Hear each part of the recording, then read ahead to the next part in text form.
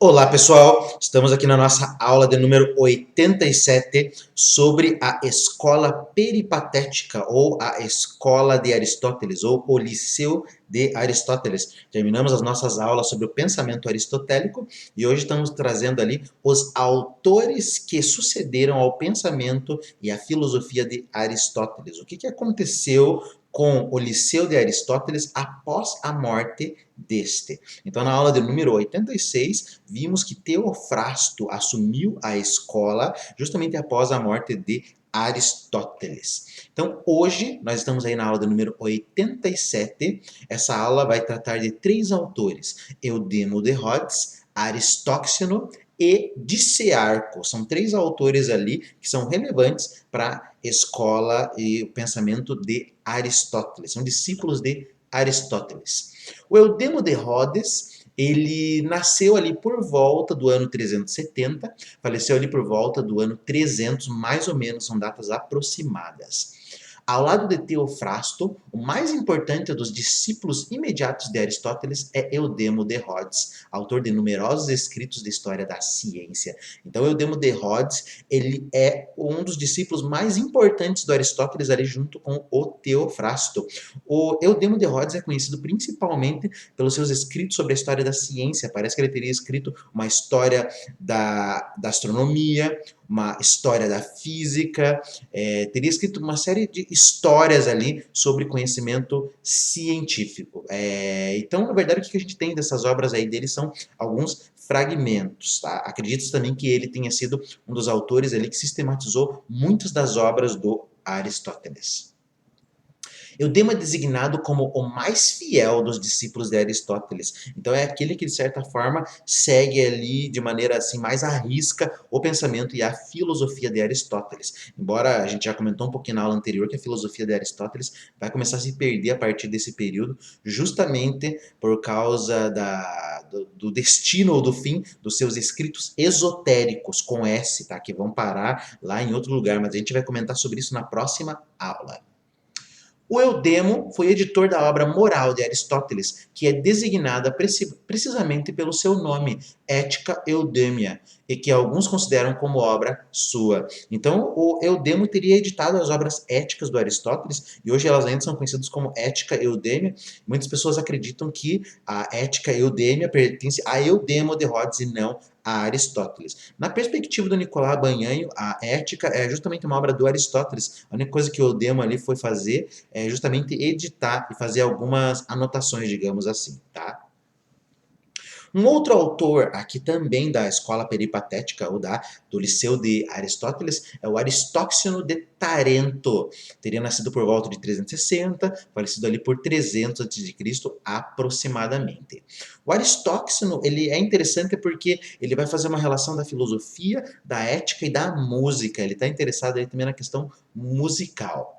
Ele teria retomado a doutrina pitagórica da alma como harmonia, sustentada por Símias no Fédon platônico. Então, nas nossas aulas ali sobre Platão, quando nós tratamos da alma, nós vimos que na perspectiva do Fédon, Platão não considera a alma como harmonia, da maneira pitagórica. Por quê? Considerar a alma como harmonia significaria dizer que a alma é formada por elementos que existem na realidade, e esses elementos que existem na realidade estão fadados, digamos assim, a degeneração, a morte, a corrupção. Na perspectiva de Platão, a alma é imortal, então a alma não pode ser formada por nenhum desses elementos da realidade, então a alma não pode ser harmonia. Aristóteles também critica essa doutrina da harmonia da alma, que é dada ali pelos pitagóricos, porque o Aristóteles afirma que o contrário da harmonia é a desarmonia. O harmônico tem o seu oposto no desarmônico, mas dentro da teoria da substância de Aristóteles, o desarmônico não é alguma coisa que de certa forma pode ser descartada, porque justamente na teoria de substância, Aristóteles vê que tudo aquilo que existe no real tem valor, o desarmônico também tem seu valor e ele não poderia ser descartado. Tá? Então é isso. O Aristóteles então dá um passo para trás, né, e volta a sustentar a teoria da alma como uma harmonia, né, digamos assim, de origem pitagórica. E até por isso o interesse do Aristóteles em música, porque os pitagóricos, eles de certa forma desenvolvem uma teoria musical ali muito vasta. As suas simpatias pelo pitagorismo manifestam-se também no interesse que sentiu pela música, a qual dedicou uma obra intitulada Harmonia, de que nos restam fragmentos. Talvez uma das grandes diferenças aqui entre a perspectiva pitagórica sobre a música e a perspectiva do Aristóxeno é justamente a maneira como ele concebe essa ideia da harmonia. O que é a harmonia na perspectiva pitagórica? É a busca do número de ouro ou do número perfeito, é a busca da proporção perfeita. Quando a proporção ali ela é bem desencadeada, você tem a harmonia. Então a harmonia é dada pelos números, é o número que vai fazer essa proporção. Já Aristóteles traz que não, a harmonia não pode ser dada pelos números, mas a harmonia tem que ser dada pelo ouvido. Então o Aristóteles está trazendo aqui um dos sentidos justamente para mostrar que é o ouvido que vai dizer o que é a harmonia ou não, e não a razão matemática. Tá? A obra do Aristóteles é importante também porque graças a ela nós sabemos um pouco sobre a música grega e ele fez diversos avanços ali na teoria musical. Um autor bem lido ali durante um longo tempo porque sua teoria musical ela é bem interessante, ele dá passos importantes que os pitagóricos não haviam dado. Ele também foi autor de biografias de filósofos, em particular de Pitágoras de Platão. Então escreveu uma série de biografias sobre esses autores, quem foi Platão, quem foi Pitágoras e sobre outras pessoas também. Aqui nós temos o outro filósofo lá do Liceu de Aristóteles, né, o Diciarco de Messina, teria nascido por volta de 370, 350, falecido em 323 mais ou menos. Aqui, o único que eu encontrei uma imagem foi realmente do Diciarco, tá? Ele teria sido dessa forma, né? Não se sabe ao certo se foi assim ou não, né? Não tinha foto naquela época. O Diciarco teria afirmado, em oposição a Aristóteles e a Teofrasto, a superioridade da vida prática sobre a vida teórica. Então isso aqui já é, de certa forma, ali uma mudança em relação à teoria de Aristóteles e também de Teofrasto, que afirmavam que a vida teórica é superior a uma vida prática. Já o Diciarco traz que não, a vida prática é superior à vida teórica. Então isso aqui é uma mudança que o Diciarco traz ali na doutrina, no pensamento de Aristóteles.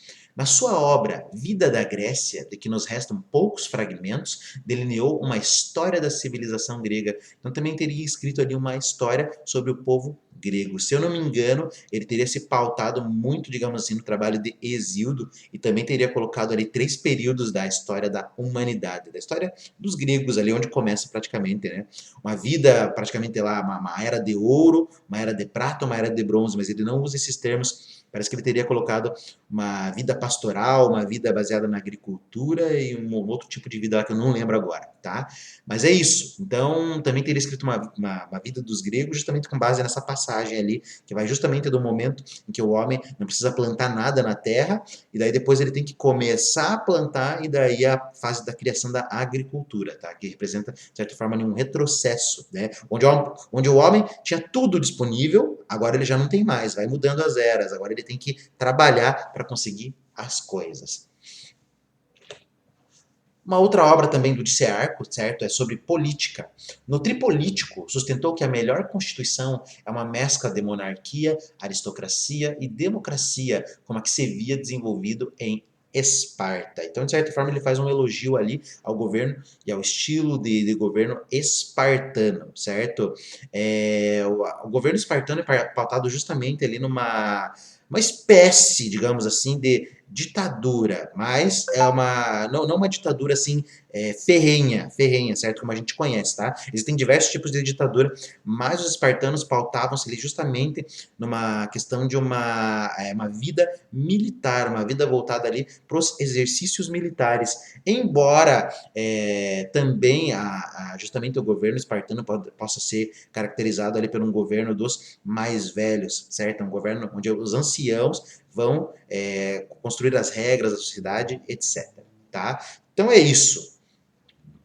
Então hoje eu trouxe esses 3 autores ali só para mostrar um pouquinho sobre a ideia deles, né? Falamos um pouquinho sobre o Demo de Rhodes, sobre o Aristóxeno e também sobre o Diciarco de Messina, certo? Próxima aula vamos terminar ali nossas considerações sobre a escola peripatética ou o Liceu de Aristóteles, certo? Então é isso, pessoal. Um grande abraço a todos. Nos vemos no próximo encontro.